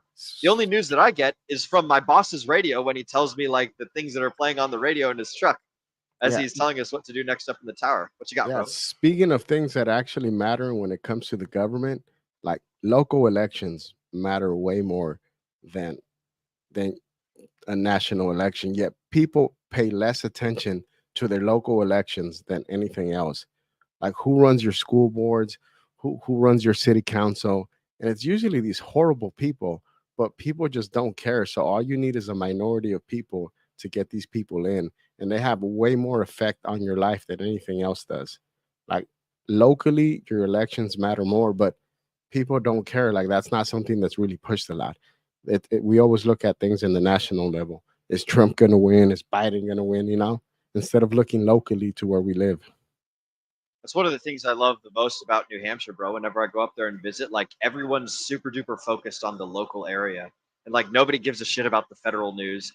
People barely even give a fuck about the state news. It's just like everyone is zoned in on what's happening right in front of them, and it's like, whoa, this is totally different from like everywhere else in the country that I've ever been. Yeah, it's like that's actually what matters the most. Like what values does your community believe in? And I think that's one of the things where we talk about the state ever-growing power, right? Where they try to dictate what values we should believe nationwide, and that's just not possible. Like we all have a wide range of beliefs, right? And we all end up in this country. You're free to travel, and you can end up in a community that fits what your beliefs are. But I feel like the government nowadays pushes that we should all think this one way, and if you disagree, well, then the government is going to use all the resources to come down on you. So the question I've got here is, it sounds kind of like you guys went the direction of influencers, right? Yeah, which makes sense because that is propaganda, right? Bro, we are the new religion, right? It used to be separation of church and state because the church was how they influenced the masses, right? Yes. Go ahead, Church Nate. and state was definitely the correct way to do it. The direction that I went was actually because of the new god that is science, and the weaponization of science. So there's always statistical data that people are always bringing up, but it's kind of cherry picked, right? And it's cherry picked usually for something that influencers can then use as propaganda. So when he was talking about intellectuals, the first thing that my thought process went to was those people who create that, right? Who create the data for the influencers or the propagandists to now start using. So I don't know necessarily if the intellectuals are the the influencers. I think they're more so the actual intelligent people behind the statistical data that's given to the influencers. Yeah. Ooh, given to them in such a clever way that when the influencers get a hold of them, the influencers like truly believe in it. Mm-hmm. And they don't have to be told like, hey, walk in this line and say these things, because the influencer's like, oh, it comes from Science Man. Science Man is objectively correct and true. Well, when they brought up about religion, the church used to be a very big influence, right? To me, it's still religion. Like a lot of the lefties and the government is their religion. They're willing to do whatever their big daddy government tells them. Like to me, that I see that as the new religion, which is why I think the communists right there, one of their stated rules is that to get rid of our religion, because religion conflicts with the state. And so if the state wants absolute power, then one of the ways to achieve that is to get rid of organized religion, and then you yourself become the religion. You yourself are the top. Like nobody questions you, and you kind of get worshipped. And I see that a lot in people that have a very liberal mindset, where their government is their religion. They don't think they're in a religion. They're more like in a cult, but it is like cultist religion to them. Like that's what they're in. Yep. And there's only room. There can be only one. It's like the Yeah. Highlander. It fills that like gaping hole in your soul or in your essence or whatever, Yeah. where it's like we I all got to remember fill that that TV with something. series. I remember Yeah, that bro. TV series on, I think it was Channel 5 on Saturdays. I'll take your word for it. I have no idea, my friend. But we all need that. We all need that something, deep inside of ourselves. We got to fill that like that purpose, that Messiah complex, that not Messiah, that like worship gene, as Sami likes to describe it. We all have this like this innate desire to like Believe in something. believe in something, some higher power, some better system, whether it's cryptocurrency, or whether it's communism, or whether it's Christianity, Islam, Judaism, Taoism, whatever, right? We all need that, like that sort of that raison d'etre, right? That reason to exist. And when you've got two things conflicting, then daddy government's like, can't be having that. You gotta fall in line with the one that we want, so that way you can do the things that we want you to do. And if you're out here listening to people that are like, like Alex Jones or Andrew Tate or Donald Trump or Elon Musk, or someone that's telling you to like, hey, don't live inside of this colored little box that they've created for you. Think for yourself. Be a free individual. When you have people like that, the state or the elite or the political, like whatever you want to call the group of people that are in charge of things, right? Because what's in a name, right? Whenever that group of people is like, oh, there's a person challenging our authority by getting other people to attempt to think freely, then they're like, oh, we got to shut those people down. We got to shut down those influencers that are, changing 20, 50, 70,000 minds, 100,000 minds, right? We can't be competing with folks like this. And this is something that I think of when I like harken back to like who are the people that I should be listening to? Should I listen to people that tell me to fall lockstep in line with what they're doing, or should I listen to people who like encourage me to think freely, who like maybe perhaps have a sacrifice for freedom of movement, or have a sacrifice for freedom of speech? I think the most tyrannical people in the world are people that want to dismiss dissenting opinions from what they believe in. Like if we can't have a conversation, then but that is what the status is. They don't believe in dissenting opinions. It's like, follow what we have to say because we know better. Because I have this fancy, useless degree. I know better than you. So let me tell you how to live your life and how you should live it. Because I have this paper that this university gave me for attending these classes and wasting my time there for the most part. Like these people really think they're better than you because they have a piece of paper. To me, it's a worthless piece of paper. Unless you're like an engineer or a doctor or something that actually contributes. Most people with degrees out here are worthless, but yet because they have this piece of paper, they believe they're better than you and that you should do as you're told. Even though a lot of these people that say they're educated, right? They make less than a blue collar worker does. They think that they should be able to dictate to you how to live your life just because of the fancy piece of paper they think they have.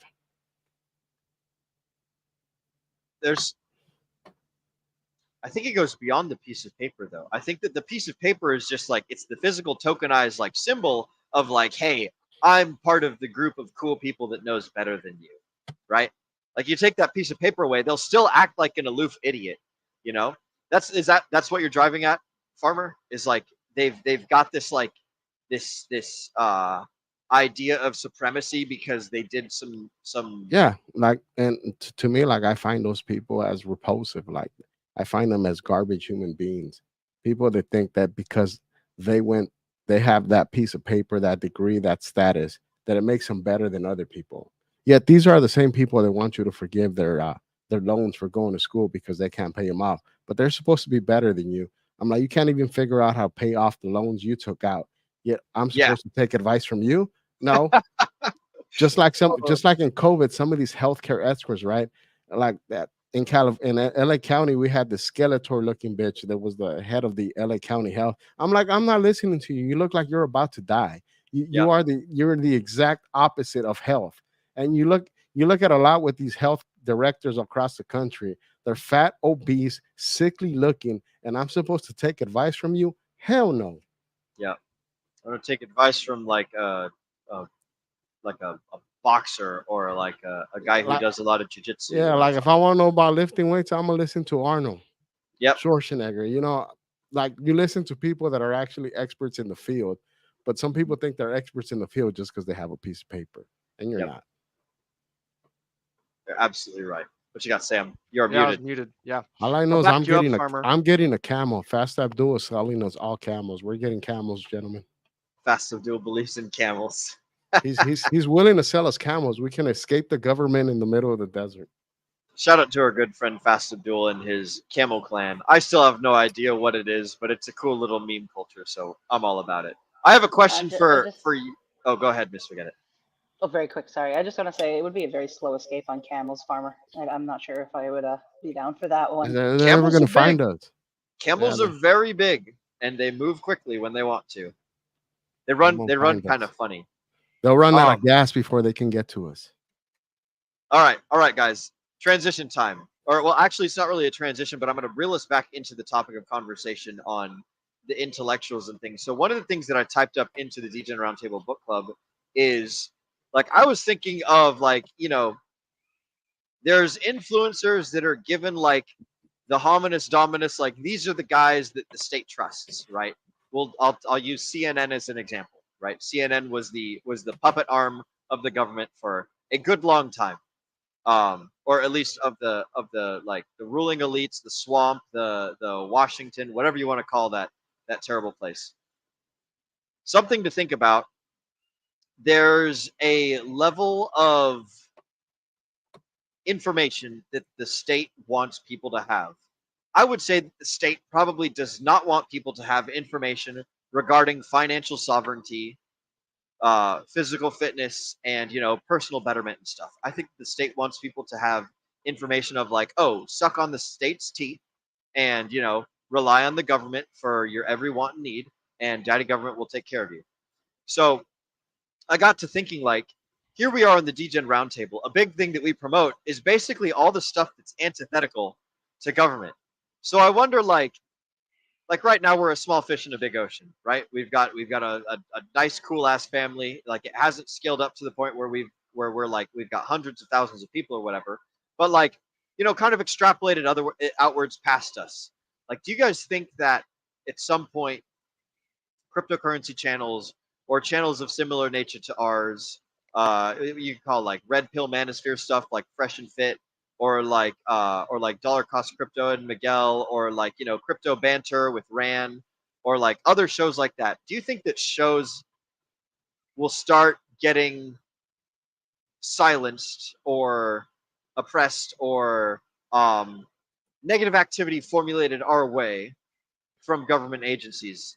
I mean, right now, obviously, we're a small fish in a big ocean, so we have nothing to worry about. For the time being. I think right the government came out with a list of dangerous, like, or what they consider cautionary influencers, which some of the red pill guys. Yep. I don't know if you guys saw that right not too long ago. So there's been a file for a very long time, and if we follow some of these groups, we're probably in those files. Yep. And I think that at this point they haven't, like the platforms did, like right before COVID, the red pill space on YouTube, like so many guys would get the platform. It wasn't until after COVID that so much people were at home that a lot of this red pill stuff blew up, and YouTube actually pushed it. So everybody that came in new they were pushed heavily, right? Everybody that came before them were shut down. There's a lot of people that had channels shut down before that, like the Sandman Joker, like the great cleanse, where they get rid of all the old people and they prop up all these new guys that don't know shit, right? It was just because like they changed their algorithm after that because so many people were at home. But yeah, there was like whenever we basically have an opinion that is dissenting from what the normal media preaches, right? Like we come over here because we're able to discuss things that we're not able over there, and so they did shut it down. And I think that if our space ever grows that big, then they will come after some of, like whether it be some of the crypto guys. What is the government probably going to do? Like if they're very very rich and influential, they're probably going to try to use the IRS to come after them to see if they completely paid for everything that from all the back years. So they have their ways of targeting people and coming after you, which I think is actually freaking crazy. Yep. The John McAfee experience. Oh shit. Who man, one of the biggest awards in journalism is being killed by the CIA. Have you guys ever heard of that quote before? It's like, you know, you're a good journalist when the government sends like their operatives out to silence you or something like that. Like the top journalism award. Have you guys ever heard that saying before? No? No, It's but basically like, I would say it's probably true. yeah, like man, there's been a ton of journalists that, you know, have died while covering some crazy shit while they were, you know, while they were uncovering, you know, terrible conspiracies. Or like, let's like hypothesize here that there was some dude who had an island full of people, and like a bunch of guys would go over there and they'd do some stuff and they'd get in trouble or whatever. And then like, but it was all pretty secret. And then one day, like, it all started falling apart, right? Like, I would imagine they'd probably kill the people that were involved in that to silence them, so that way they couldn't, you know, say people's names. It'd make it look like an accident, make it look like a suicide. Or let's say you own a lot of Bitcoin and you're like, man, I don't like this country. I'm going to start talking out against it. And then, you know, you get taken into a Spanish prison, and then Yeah, like if you off you refuse go. to kiss the nanny goat, then somebody's coming after you. Yep.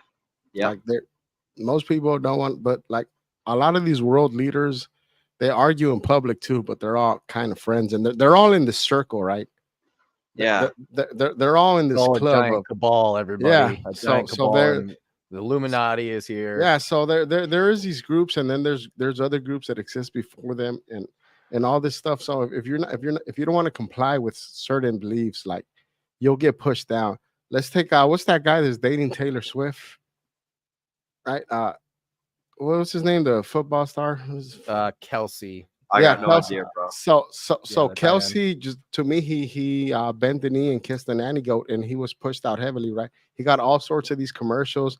Take the jab, take this, and since he was complying with what's popular belief, he was able to blow up his brand. He got all these endorsement deals.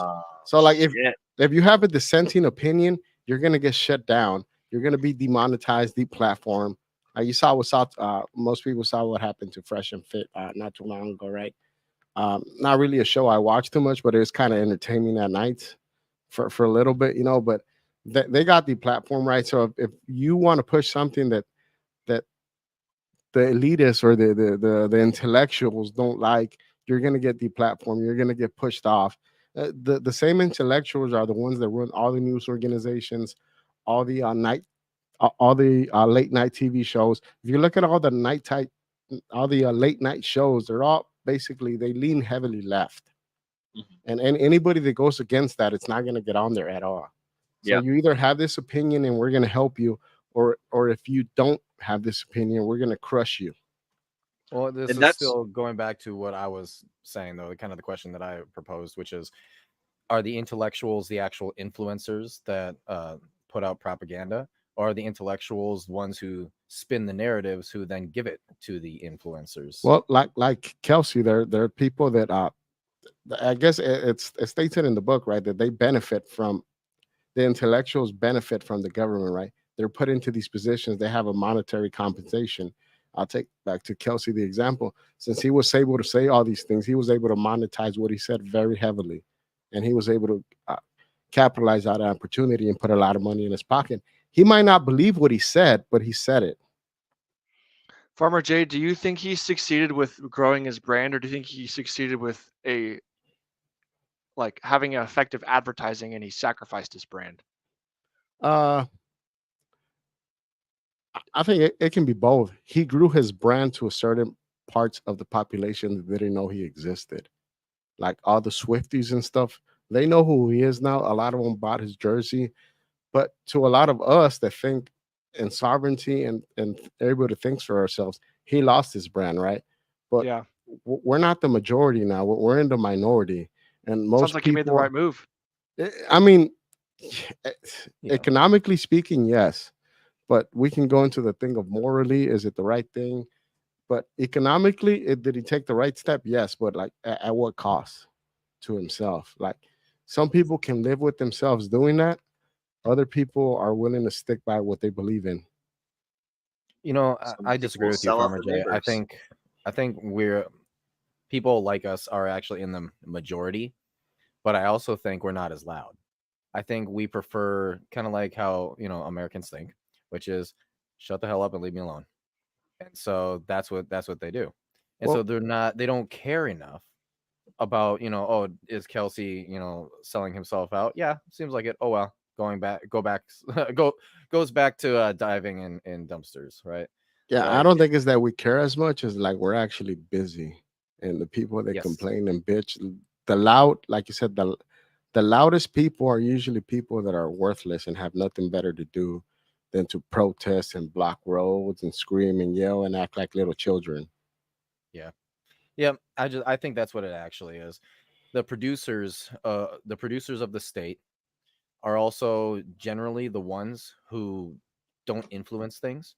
So therefore, I guess you could call it the intellectuals, the ones who have too much time on their hands, too much time to think, right? Are the influencers. And the only thing that we end up picking up from these influencers are little 30-minute clips or 30-second clips, right? Of them saying something. And we go, oh, interesting. And then we go back to work. Next. Yep. Next. Gotta get that dopamine hit. Ladies and gentlemen, we're gonna do another quick little hard transition. I'm gonna shout out two of the new folks who have joined us. We've got Mr. Fast Abdul and we've got Mrs. Charlotte Nightstar the Werewolf. So, Mrs. Producer, if you would be so kind as to pull up this chat from Mr. Fast Abdul. We've got I giggled at democracy this is one. the worst form of government except for all the others. Mr. Fast Abdul, I would agree with you from a de facto sense, and I would say that anarchy is the best form of governance because there is no form of governance in anarchy, but it doesn't work. So pie in the sky.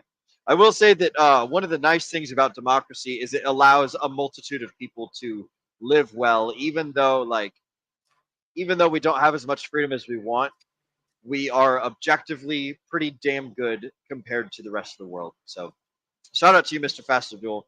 Good comment there. Next up, we've got Charlotte Nightstar, the Werewolf. Hi, Bungalows for Bachelors, and William Stevenson. Hi, the Ascending Man. And I'm going to presume she also says hi to you too, Farmer J and Mr. Nah, she didn't say me. It's all right. It's all good. I don't Fun care. fact I'm for the folks at home. Go ahead. Real quick, I'm assuming since she's on Sam's channel, she only saw your guys' comments because mine are not linking over to that one. That's Oh. interesting. That makes sense. Okay. Yeah, she probably is on Sam's channel. Well, hello, Charlotte Nightstar the Werewolf. And for the folks at home, just so you guys know, my full name is actually just Will. It's Will. There is no IAM at the end.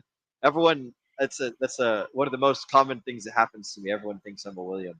It's just Will. But I appreciate the hello in any case. Hello to you too. He's Mr. lying. Nightstar. He's No, don't lying. you do that. He doesn't want to. His full name is Willard.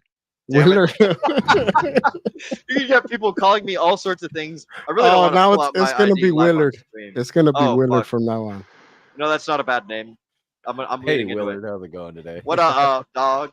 Or what have I done? Not a very I've common dug myself name, I'll into give a you that. hole. It's not a very common. Hey, carry it with pride, Willard. Yep. Daddy Will. I think we just Stevenson. started a sibling fight over here. Oh, this is amusing. Oh, so I wanted to allude that there's a story behind the daddy part, and that's that. Well, it's not much of a story, more of a sequence of facts. So for the folks at home who see me keep chatting Daddy Will Stevenson, I changed my name too many times as a joke while I was chatting on someone else's channel, and then I'm stuck with this Daddy Will Stevenson on YouTube for like 2 whole weeks. So it's been a fun 2 weeks hearing and seeing a lot of giggles and just being like, oh boy, what have I done? So for those of you who don't know, you get 2 name changes every 2 weeks, and after your second one, then you that's it. So enjoy. So yeah, some information for the folks at home there. Let's see. All right. So the final thing that I wanted to ask you guys is, or at least on this topic, was, are you guys concerned at all about governmental overreach eventually making its way down to the people that we like, that are talking about things that we like to listen to? Or do you think that the truth will win out in the end? Yeah, I think the truth is going to win in the end. You can already kind of see what's going on right now. The cool thing about humans is that we've always had different types of government. All right. And every single time one doesn't work, eventually that government ends up imploding because the people revolt, and then they create a new government and they try something else. The latest example of that was probably the best working one currently is the Constitution of the United States. And now, unfortunately, that's starting to get a little overreached as well. And you can easily tell that because of Android 19 in 2020, right? But once that started happening, especially with the new technologies and all that, you go back to like 2008, right? And the economic collapse, bam, Bitcoin. Okay. And now there's a different way out of the dollar. All right. So that's a thing then. All right. You look back at Android 19, and then now all of a sudden, bam, here we are with these truth podcasts, right? That are going on Rumble. Okay. Or other alternative social media platforms now. So people ultimately, and this would go back to the health of the state, right? When it goes into wars, well, what kind of war are we looking at? Well, it doesn't necessarily have to be kinetic war. It could be an economic war. It could be a social war, right? But in any way that the state starts overreaching itself, it gets too much power, we, the little guys, the peasants, so to say, start realizing, hey, there's an awful lot of us, and we all kind of agree. We're not very loud, but we're kind of agreeing all together. Let's just either one, completely take over the state and make a new state, or number two, just go away from the current state that we're in and go to a different state that we prefer, or just create a new one. What do you think might be some difficulties of starting a new state? This is one of the questions that I had looked up, and you led me right to it, Nate. I was thinking about like what would like how does one make a new system of reign? Like even like I don't know if this is quite a good example or not, but even in the Degen Roundtable, right? Like we have had quite some. We've existed for over a year now, and we still like are having a little bit of like it's difficult to suss out like a leadership section of like all of us who put the Degen Roundtable together. Like we've spent a lot of time like talking and voting and deliberating and being like, this is what we should do for this show. This is what we should do for that show. Like it's difficult to start a state. Like I wonder what are some things that could be done that would make that transition easier, do you think? Well, one of the things that people do, just humans in general do, when creating a new state is number one, they possibilities, right? Different ways. Number one is you either put yourself back in the old state, right? So you just moved it over to a different place. Look at like what happened with Chaz, right? A fork. Yeah, a fork basically, right?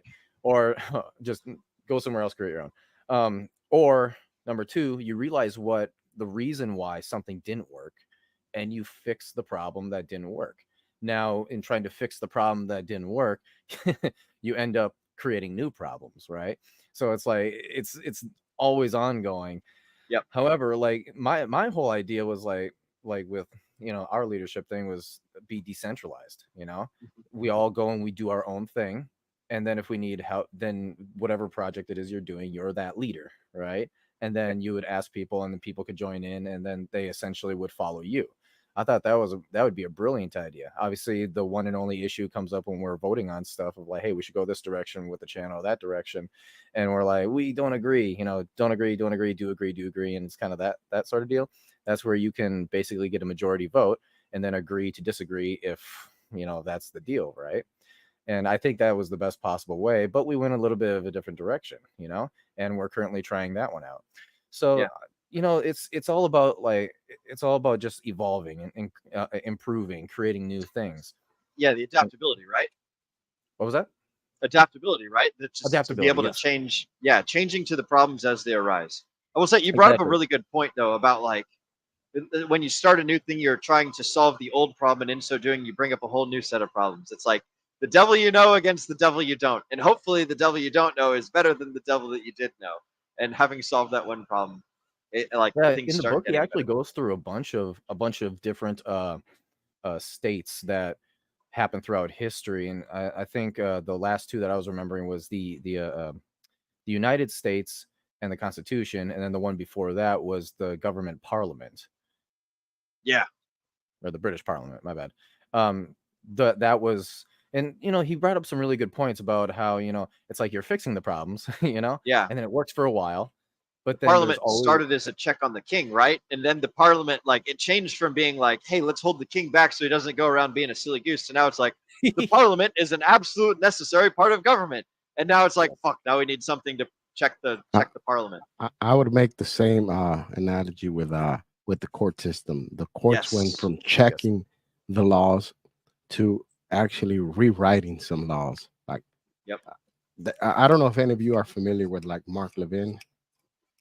Mark Levin. I've heard that name before. He's a heavy conservative on the right, but he has a couple books out. One of them is called Men in Black, and he goes over the how the judiciary has gone away, kind of like it speaks here from the original intention to being an unchecked branch of power, to where they're able to, and not just on the federal level at the highest levels, but throughout the country, these courts are rolled, and it's most like instead of actually getting stuff passed through the legislative, there's a particular set of people that like using the judicial branch to get laws pushed that they can't otherwise pass through the legislative. Yep. That's the thing right there that they were talking about, or this book was talking about with the Constitution. It originally started where, there's checks and balances. So that way the government in its entirety is going to always not have an overreach of power, right? But what has happened over the course of however long, what has it been, like 300 plus years or whatever, that the United States has been a country, Less. the government has been here. They've been making more and more wider, what's the word? Wider, more broad definitions of certain laws and stuff to basically allow the government to be like, well, technically we could do it, And we just covered that article last Sunday where we were talking about like, hooray! Now the three-letter agencies don't get to interpret the law and create the law anymore. It's back to the judges. So it's kind of like this one like pretty much unregulated government agencies creating laws and determining law and stuff to another slightly regulated government agency creating law and determining law and stuff. So, Farmer, did you happen to catch that stream where we were talking about where they just repealed the Charles? Yeah, Charles right. thing? Where these agencies can no longer make their own rules all willy-nilly as they please. They're actually supposed to.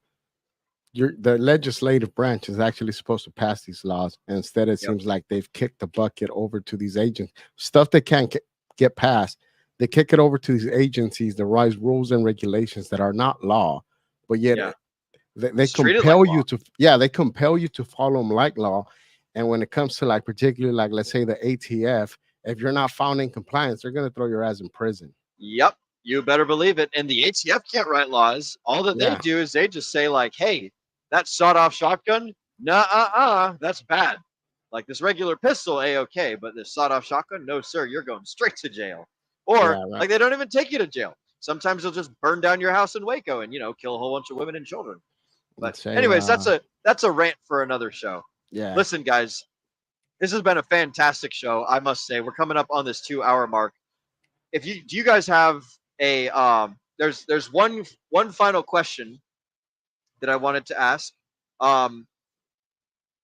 After reading this book and having this discussion, has your guys' perspective of the state changed? And if so, how? If not, then what might your perspective be?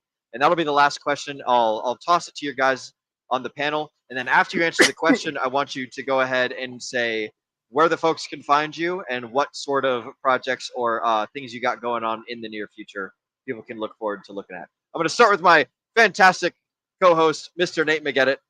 What have you changed your opinion on, or has your perspective changed on the government? And where can the folks find you and what you got going on? Yeah, so in truth, it has kind of changed my perspective on the future governments, right? Because when you're looking at things, you're always like, well, maybe you could fix this, maybe you could fix that, and then it would start working. But this book has made me think, you know what, you're not really going to be able to technically fix a government.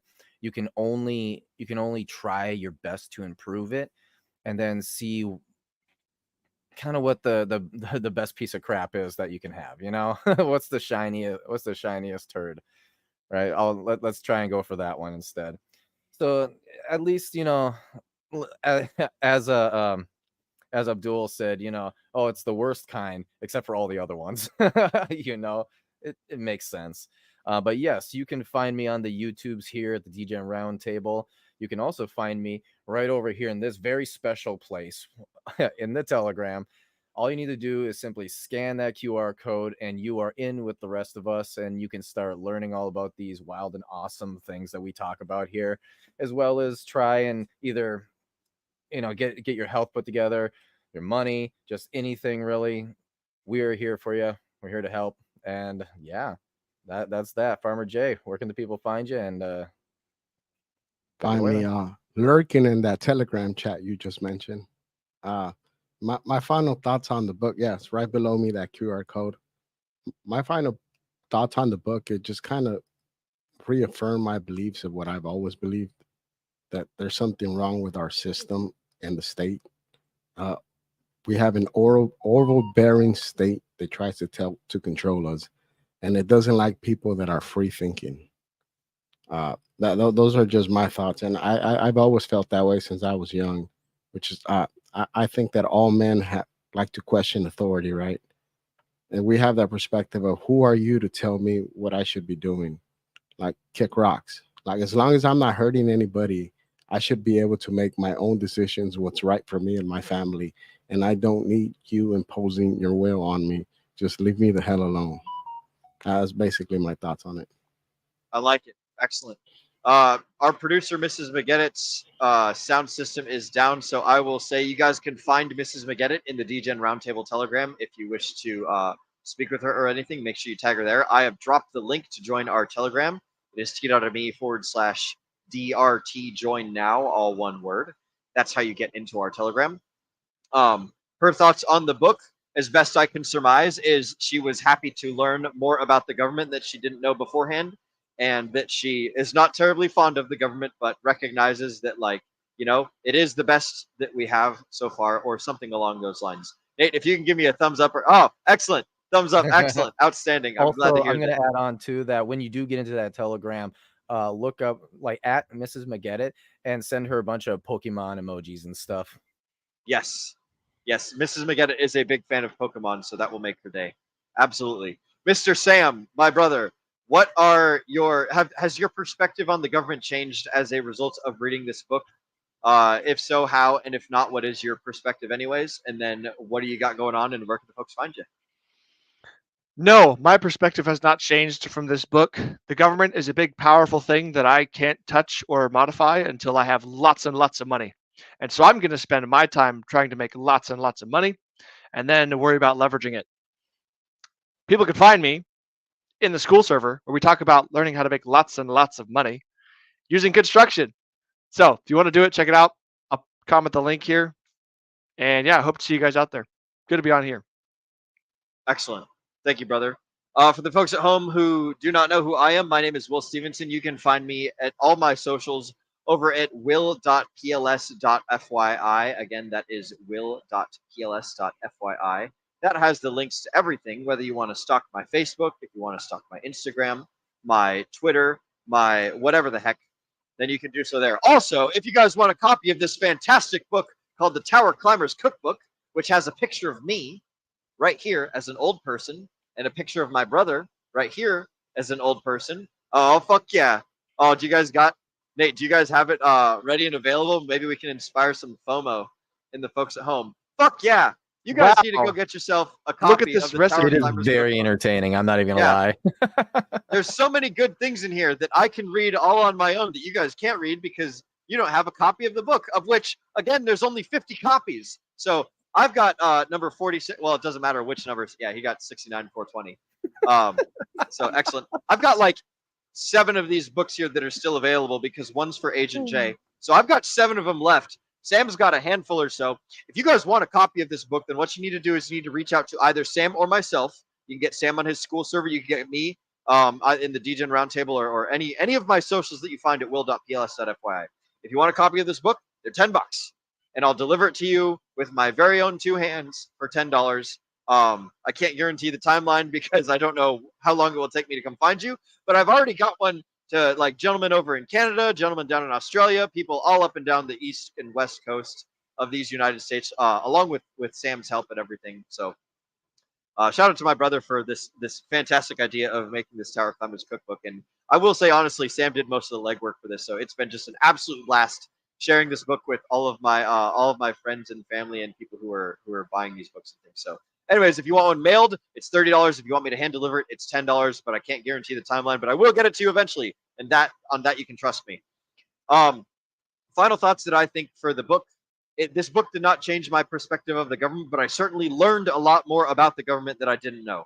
I've always had some sort of disdain for people in authority, much like what Farmer Jay has spoken and what Sam had mentioned earlier.